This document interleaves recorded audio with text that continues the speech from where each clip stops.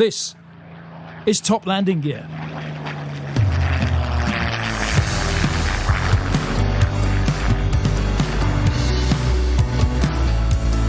Cleared for takeoff.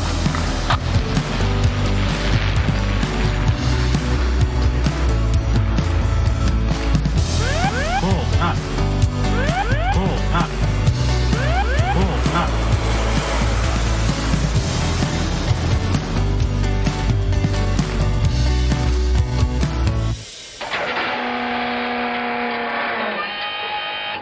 Hello and welcome to a Top Landing Gear Platinum Jubilee bonus episode. Now, millions of people around the world will have seen the spectacular flypast over London, marking the 70th anniversary of the Queen's reign, her Platinum Jubilee. One of the highlights of that flypast, made up of 70 aircraft from the Navy, Army and Air Force, was the number 70, created by 15 RAF Typhoons in perfect formation. And I'm delighted to be joined by one of the pilots in that formation, flying the aircraft at the top right-hand corner of the number 7, Sqn Ldr Zane Sennett. Zane, I mean, what a proud moment for everybody. I mean, for all your friends. Although I have to say, I didn't even know I was watching you at the time until you bombarded us all with your WhatsApp pictures, which is brilliant. So immediately we felt very proud, but I guess a really proud moment for you and the boys too. It was superb. I was very fortunate to have taken part in the RF 100 that we did a few years ago, but this was superb. We had a contingent, mixed contingent from RF Lossiemouth and RF Coningsby, and a mixture of all abilities. I mean, we had the most junior pilot on my squadron taking part as well. So we had some experienced guys, and then obviously the guys starting out their early career. It was brilliant, Rob. Really fascinating. And as Ezra was saying, there's never going to be a Platinum Jubilee again. I don't think so in our lifetime. So such an amazing thing. Absolutely. And so you talk about that you had the youngest pilot, you as an experienced pilot. I didn't realize you'd done the 100 as well, which was, how many Typhoons was that made up of? I think off the top of my head, I think it was about 22 to make that. Wow. I can't think actually. Yeah, about maybe 22 or 23. Public math. I'm trying to think. So and of course, in addition to that, there's even more airframes that need to be available for running for a spare or even airborne spare. So that was quite a feat in itself. Mm-hmm. A lot more planning went into that. Probably about 18 months worth of planning. Whereas really, this was not far off that scale. But really, the flying planning only really started in earnest in March. Oh, right. Okay. So, yeah, you said you had a really young pilot on your team. So how was the team that was going to make up those 15 Typhoons? You said somewhere from Lossie, which is your base, others from Coningsby. How did you decide who was going to be on that? It was very, very important to just have that it was a wing effort, a Typhoon wing effort. So it wasn't going to. So even within the 7 and the 0, it wasn't the case of a particular squadron or a particular main operating base was flying one of those figures. So we were sort of scattered throughout the 70. It was difficult actually, as with anything, you'll finite numbers to pick who wants to do it. So I was actually in charge of the Lossiemouth contingent, and I sort of knew that we had to have 3 people from my squadron, 3 people from another squadron at Lossie, and 2 from the remaining squadron up here. I left the individuals on those squadrons to pick who they wanted, and and I had to just I experienced one of those things in leadership. I just had to tell somebody that they were successful and tell the others they weren't. I mean, I imagine most guys really wanted to do it, didn't they? Absolutely. There were guys. I mean, that was the hard thing to try. There were only, I took up one of the places, so there are only 2 other places going. Absolutely had guys who were saying, virtually everyone expressed an interest to do it. And why wouldn't they? I mean, it's brilliant. Some guys had never done anything like this before. There are some guys who've taken part in flypasts, individual flypasts or smaller degrees. So yes, it was, we went with a mixture of, an experienced person who's about to leave the squadron, and then I went with the other side, the youngest person or the most inexperienced person on the squadron. So, but plenty of offers. Wasn't short of volunteers. So you were leading the Lossiemouth wing, as it were. Was there an overall formation leader? I guess there was. Maybe that was. There was. So yes, the whole formation, and this is the 70 odd aircraft that actually participated. That whole formation was called Windsor, and the overall lead of that formation. So almost like the mission commander, it was in fact OC 29 Squadron Wing Commander Jim Calvert, and he was also the lead of Typhoon formation, which was the 70 itself. So within that, obviously, you've got element leaders of their various platforms. What made up the 70 was obviously the 7 and the 0. I was leading the 7 element of that. Jim Calvert, led the 0 element of that. And when they combined, that became Typhoon formation. But JJ obviously had the additional pressure that he was overall Windsor formation lead. Yeah, that's quite a lot. He had quite a lot on this plate then. Absolutely. I think we were talking about the weather and how lucky we were with the weather. And I think that was before anything left the ground. I think that was the first thing he checked that morning, was like, is the weather going to be good? Because it would have just been so much more difficult and a lot more pressure on his shoulders if he had to work around the weather. Yeah, absolutely. And I guess also not helped by the fact that you were operating from 2 separate bases. In terms of the planning and then rehearsing, I imagine you rehearsed, getting the lot of you together somewhere to rehearse. I mean, how did that happen? Or maybe it didn't happen like that. So, no, what we did a little detachment. So the Lossy Det flew down and we decamped to Coningsby, actually. So that's where we were staying, probably just short of 2 weeks before the execution day. So we flew a team down. Our engineers had pre-positioned down there with the aircraft that we contributed to the whole thing. And from Coningsby, we were able to brief as one team because, yes, up until, and that's a necessity, particularly with the way that the 70 formation was done amongst Typhoons, it would have been very difficult for us to coordinate everything from Lossomouth. And it's a hell of a long way to fly from Lossomouth down to London. So everything, Rob, was done at Coningsby. We did the rehearsals there. And then as soon as it was job done for the Lossy Dot, it was like, right, back up to Scotland. Away you go. Really? Back to your normal job of being at QRA? Well, yeah, here I am. So it was execution day on Thursday. Enjoyed a Friday and a Saturday chilling out, and then back to work today. So sitting in the QRA shed, as it's colloquially known, ready to pounce. Yeah. Yes, you're actually kitted up and ready to go while we do this interview. So I really hope I'm not in any way compromising the defence of the nation here as we chat to you. Well, we'll see. I say my full belly on a Mexican is more compromising. I think my ability to sprint the aircraft is probably more of the concern at the moment. All right, the chef's had a bit of a field day, has he? Chef's had a brilliant day. So usually on the weekends there's a theme night, and he excelled today. So yes, a full belly of Mexican food. And, I'm not sure that's. So, Zane, going back to the formation, I mean, you're a former Red Arrow, of course. So, I mean, you're used to flying these perfect formations. But if you think of the way the Reds conduct one of these flypasts, they're usually, and I think I'm right in saying, a Vic type of formation. So you've got a single leader absolutely out the front. But you say you were leading at the top of the 7, but there were actually 3 of you across that top bit of the 7. So who and how are each of the aircraft formating on one another? Yeah, that's really good, Robin. You obviously know exactly what you're talking about. It's yes, with all of the you're not, but you're absolutely right. We have to.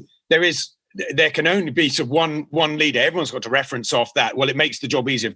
There's one reference points to go to, and everyone flies off that. So yes, it was a little bit more added complication where you have and this will only happen in large formations where you're having a different element forming a different formation, but in the same time formating against the master position, if you want to put it that way.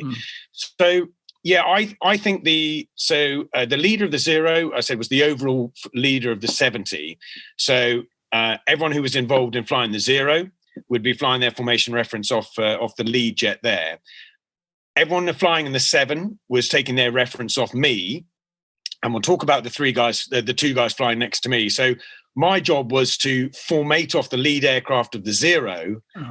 And yes, I've almost got to try and be, and I think that's where I think it did help having a bit of formation experience, was to because I try to be as smooth as I can, because if I'm reacting wildly or grossly to formate off the who I'm referencing off, it's going to be much harder for the guys who are trying to formate off me, because there's that sort of double layer. So I just have to try and just mean out the average movement of the jet and be as good a good platform for the guys that are using me to fly off. But yes, your point about the two guys that are flying next to me, I think they had the toughest job out of the entire fly past. And I mean, out of everyone that was flying in Windsor. It's just because it's flying directly line abreast is very difficult. Your head is turned exactly 90 degrees. And of course, visually, it's the most unforgiving of positions to be. It's anyone can see a slight kink in a straight line, more so than they might see minor differences in a sort of echelon V-shaped formation. So they did a great job. And so I had the easiest bit, which was just trying to maintain a position outside JJ. So as with all these things, it's you out the front is the easiest place to be. It's the other guys who put it together. I think you're probably being very modest, but in terms of keeping it smooth, I mean, how are you doing constant adjustments on the throttle and on the stick? I mean, I know it's a very highly automated aircraft, the Typhoon, but are you really operating it all the time with just little movements just to keep in line? In which case, everyone's doing the same thing. Yeah, everyone's doing the same thing. The lead aircraft probably has the luxury in the Typhoon. You can engage an auto throttle, which will keep an actually, and that's how the lead aircraft would have been flying. So at least then there's a steady speed's been held automatically by the aircraft systems. But everyone else is actually flying old school in effect. Nothing, pure hands and feet. And hand-to-eye coordination. So there's no systems being used in that formation keeping flying. The hard bit is the key positions in any sort of large-scale formation flying are the elements or the jets that fly immediately adjacent to the lead aircraft, and their job is very important. They've almost got to be as steady as they can be, because they then set the formation for everyone else. If they're steady, if they're rock solid, then anyone who's flying outside of them or further down an echelon from them, their job is made much more easy. If that person is struggling or not a solid platform, it's like the end of a whip. It exacerbates and extrapolates the errors down the end. So, and reference your point about how do you fly it? How much you try and be as smooth as you can. I think when I was in the Reds, and I think it's a common thing throughout all formation flying, you learn to actually do very little. So if you're flying and trying to maintain a reference, the aircraft are always going to move around in their little piece of the sky next to the other aircraft. If you're continuously chasing perfection of the references every millisecond, then you're going to create those problems for everyone else. So you've almost got to learn to do nothing. If you find yourself off the references, it's probably just do nothing for the first few seconds, because you will probably move back onto that naturally in the movement of your aircraft around that other jet. So it's do nothing initially. And then if you still find yourself off the references, it's take your time, try and do it slowly over a few seconds. And that way you don't create in the large errors that will have knock-on effects to anyone else trying to fly next to you. Yeah, that sounds mighty skilled to me. In terms of getting the shape right in practice, how did you do that? Because those of you flying can't really see the shape. So did you have someone flying beneath or above you, or was it a matter of flying over the airfield and you had spotters down there? How did you do it? Exactly that, Rob. So we have an aircraft, a spare aircraft that will fly around the formation, is known as the whip, because they'll whip you into shape, essentially, because you can start off some of the formations. So for instance, the zero, we formed a zero before in other formations, for instance, in the 100. So those references, the corporate knowledge of those references was sort of handed down, and there were some photographs. So that's as a good starting point to say, look, the zero we've done before, the seven we hadn't done before. So initially, yes, there were people who would go out on the ground while the aircraft are on the concrete and look what jets look like alongside one another, get the measuring tape out, try and do some basic maths. So at least providing those, 80% reference solutions. And then we'll take those airborne, get established on those references. And then it's a case of like, whip, you're cleared in, and the whip will fly over the formation, and we'll start based on we said the most important people, the people nearest to the lead. They will just make sure that that's set properly, and then they will tell elements to move forward a unit, and it's just a generic unit. They'll say -3, move forward 2, and they will look visually and say when it's a nice formation and it looks superb, they say, right, that's good, hold those positions, and you'll pick whatever reference works for you and memorize that and go, right, that's the one we're using. And that broadly is the way it's done, Rob. Wow. So obviously you never had that help actually on the day, because by that stage, everyone had got their reference points. Does that involve ever sort of putting a little sticker on the other aircraft or marker on your canopy or whatever? That all sounds a bit basic, but I'm sure I've heard things like that happen. No, there have been the Tucano that we used to fly in training. Yes, there was a Dayglow orange sticker somewhere on the airframe. I can't quite remember, but with its sole purpose was there to aid as a formation reference, because I think there wasn't anything that naturally stood out to get the right spacing. Yeah. So that has happened before. No, there was nothing on this. There's a lot of sharp bits and foreplanes and end of wingtips, enough to line up and say, right, I'll put that there. That sort of 80% solution.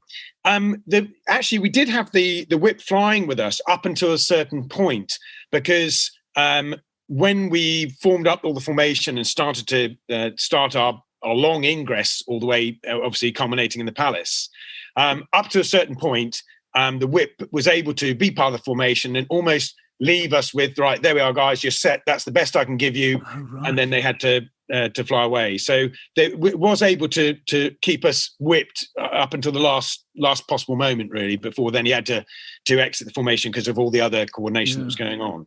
Yeah, I mean, the coordination throughout must have been colossal. So I'm sure you would have had your departure times from Coningsby. The 15 of you would take off in fairly quick succession, would you? Yes. So big picture, all of the holding areas and the holding pens, for want of a better say, were pretty much over the North Sea, just off East Anglia, northeast of East Anglia. So all of the aircraft participating in the Windsor formation had taken off.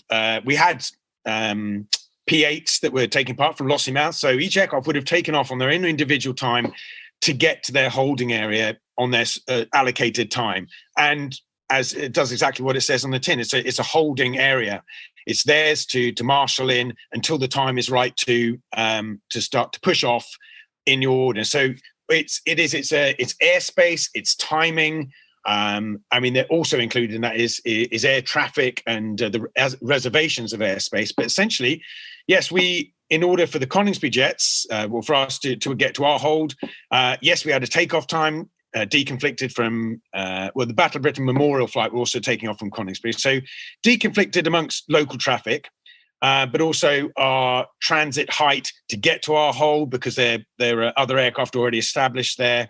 And then the next event essentially is to leave your designated holding area on your particular time, because from then on, everything was time-based. You had to be flying a particular speed, particular time, and if it all worked out well, which it did, everyone slots into their place in the train, and then, of course, the flypast train heads down to Buckingham Palace. So as you come out of your holding pattern, that's when you then have to form up into the figure 70. So the way that the Typhoons did it was with having, so my formation till I joined up with the Zero was 8 Typhoons. So that was 7 who were going to make the 7 and that a spare. So initially 8 aircraft, which you want to be able to maneuver freely in that respect. You don't want everyone in close formation then. So I'm making sure that I don't have to avoid any kind of weather and monitoring my timing. So it's maintaining a formation that's maneuverable, but still close enough in one unit. So a sort of loose loose echelon of the jets at that stage. The way that then the Typhoon did, I had my hold parallel to me, about 12 miles away to the east, was the same hold for the Zero. And then essentially they pushed out on their time. I pushed out on my time, and we were on very slightly converging headings. So, and a lot of the success of the fly past revolved around being visual. So the weather to allow it to be visual, but that's also when you're flying 7 aircraft to join up other 8 aircraft, you don't want to be doing it in cloud. So, but the way it's done safely and methodically is all set off on your designated time, fly a known converging heading down to a particular point, and then it's expected that you'll be visual. And so if I was looking out to my left-hand side, I was visual with the other 8 jets that were forming the Zero. And the way we brought it together, Rob, is we got to about a mile apart, and then everything became very controlled. I then had to make sure that my closure and acceleration was very closely controlled, so that no large errors. So we don't want to be breaking out there and have anything unsafe. And we get to a visual position where we go, right, now we're going to form into our designated 0 and 7. So the 0 went first, the command, Zero, go. They would then move forward onto their formation references. Once that was complete, I'd call for us to form the 7, and then I would make my small adjustments to get onto my reference. And by doing that, you bring the 7 and the 0 together. And then we then became Typhoon formation as opposed to an individual 7 and 0. And by the time you've done that, you're actually in the right space behind I can't remember what the formation in front of you was. Yeah, we had timing, so we had to make sure that we were certainly on speed and on time, because everything, as it was done by a ground speed. So you had aircraft that were flying ahead of us, obviously right at the start of the fly past, where helicopters are obviously unable to fly as fast as the jets.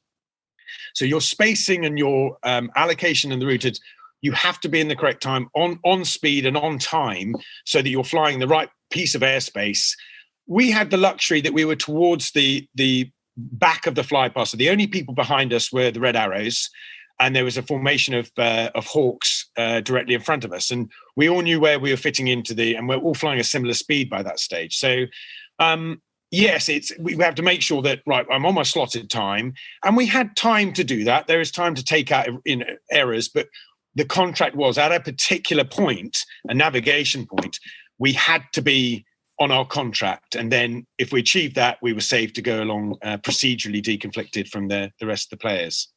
So yeah, it's I mean, we do have the navigation kit and the computers to aid us in that, but there is still a large proportion of individual leadership from JJ and other elements to get that 80% solution right. But we had the benefit of being towards the back of the train, so a bit more flexibility. But certainly elements ahead of us would had to be on their contract. Yeah, and presumably within your own formation, the aircraft are staggered. Are they downwards as towards the rear of the formation, so that you're not flying in the forward aircraft's turbulence, and you can see each other?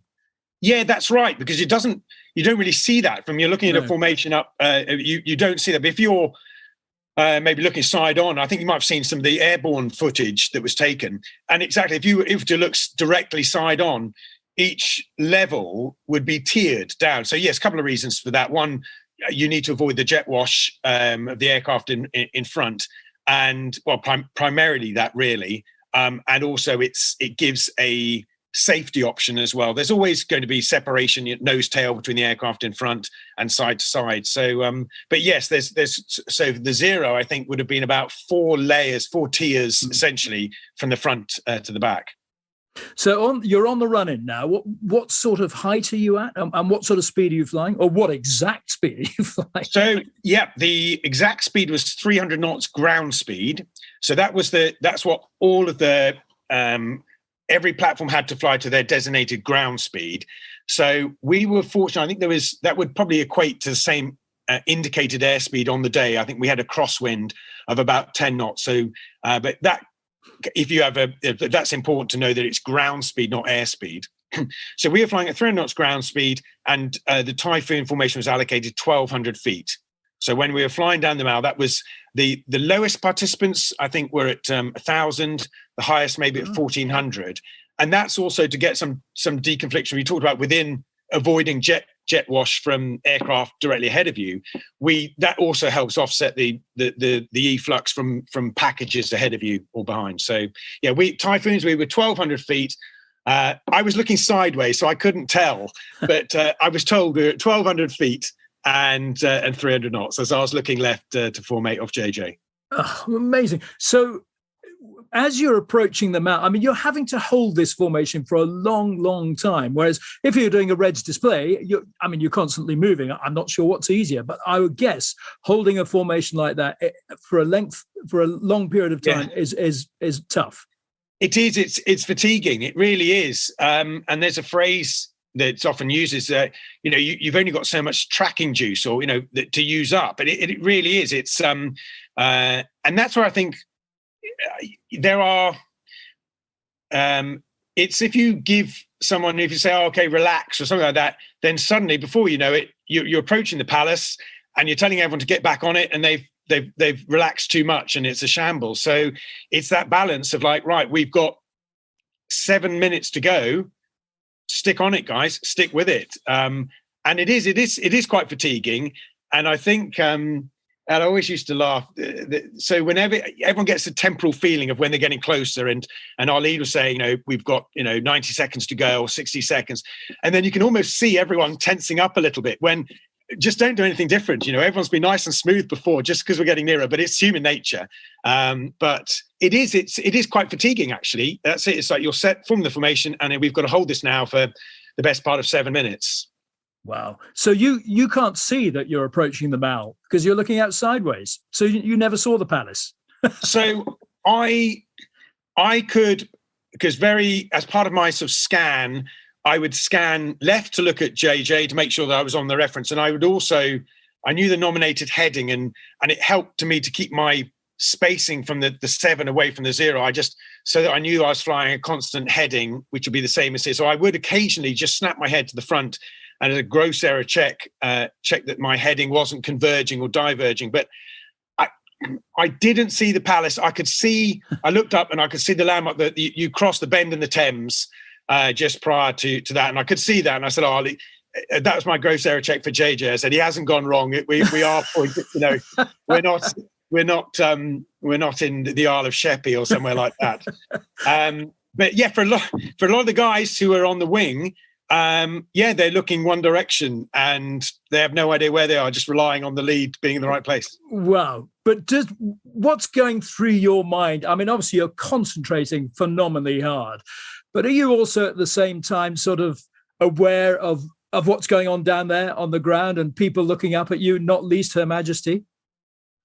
It's not really. I think we're obviously aware of what the spectator. I think everyone at that time, everyone's sole focus. They knew, obviously the final briefing we had, everyone was so excited and aware of the occasion, wanting to perform, to their very best, in front of the Queen, this amazing occasion.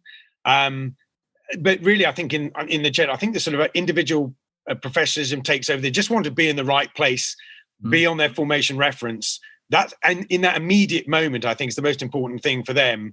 And probably thinking back later on, oh gosh, I've just flown over and there were all those hundreds of thousands of people and the boss on her balcony. But I think actually running up to it, I think most people are thinking, I just want to be on the right place here. I don't want to be that person who's out of position, and I'll just think about it later. But I did know. So luckily I have done a few of these, a few Queen's Birthday flypasts in the reds, and you still do get the adrenaline. I said, even if it wasn't pointed out to us that we're 60 seconds away, you get that feeling in the water. Just I know we're getting closer now to the to time 0, and it's exciting. The adrenaline's there, but it's just try and keep focused on your job. I think the leader is the only person who really has the luxury of looking out and surveying the scene in front of him. Yeah. And so you've passed over the palace now, and you wouldn't know how good it looked, I guess, until did you get back and watch it on BBC iPlayer? So I didn't get, so after we left, immediately after the palace, we do a slight right turn. And that's hard work, actually. That's hard work for the guys outside of me, because it's very difficult in a straight line to turn. We then have to go wings level again because we've got Heathrow coming up. So we had to fly past runway 27 at Heathrow, and then a very small extension to Windsor. So we've got to still keep it all together. Wow. So, the cameras are still on. Someone's always, the phrase, someone is always watching. And after we'd flown over Windsor, that is where everyone started to, the other formations ahead have gone off to the various places they're going to recover to. We separated as a 7 and a 0. And then, of course, you've got about 20 minutes of transit back to RAF Coningsby. And I'm flying ahead of the 0 now. I'm sort of leading us all back. And I'm like, well, absolutely no idea. It could have been awful. And so you've got no means of finding out. 20 minutes of like silence in the cockpit thinking, oh, I hope that went okay. And then, of course, when the Lossiemouth jets landed, we had to do what's known as a hot pit refuel to fly straight back up to Lossiemouth. So we didn't even have a chance to get out of the jet.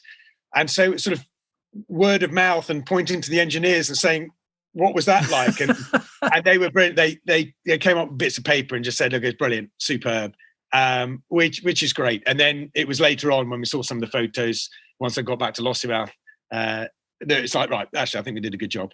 Oh, I can tell you, I've watched it back again and again and again, and it's just perfect. I mean, you must have had a pretty good debrief.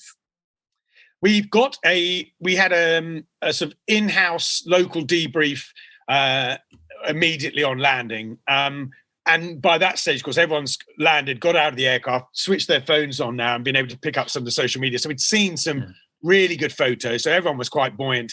And I have to say, even though we didn't know how it had gone, I think everyone had that baseline feeling that it had gone well. But until we got the photo evidence or the video evidence, I wasn't about to say anything. But it was great. We managed to, it'd been a long day, so we sort of all headed off home. We've got a big formation debrief with everyone, the Windsor formation, on Tuesday. So we'll top and tail some things to do with organisation through to everything.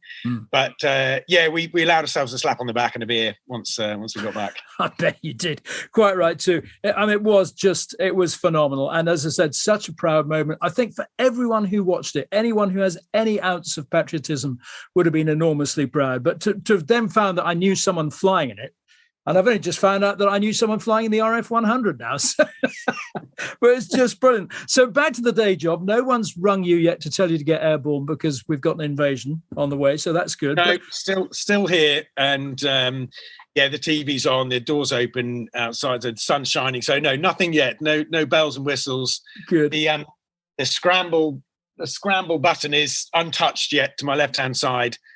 So no, safe at the moment. Let's keep it that way. And the Mexicans holding all right, is it? Yeah, it's doing well. Not too spicy. It was not too spicy, so good. I think that's why. Zane, listen, we're immensely proud of what you and your guys achieved, and all the teams, all the backroom staff, the guys and the girls, absolutely phenomenal. And thank you so much for taking the time to talk to us. All right, brilliant. I've loved it. Thanks, Rob. Thanks for inviting me on. It's great to chat. Oh, bless you. Zane, thanks so much.